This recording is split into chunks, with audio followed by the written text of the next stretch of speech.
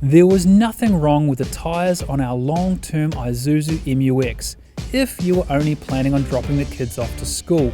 Our MUX was destined to go in the mud, through rivers, across the outback, all with a camper or caravan in tow.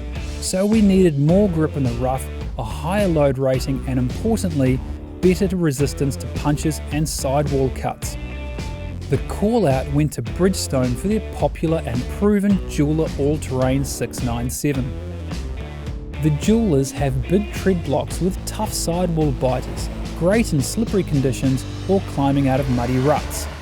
In our size, they were rated as light truck tyres, so gave us an uprated load rating.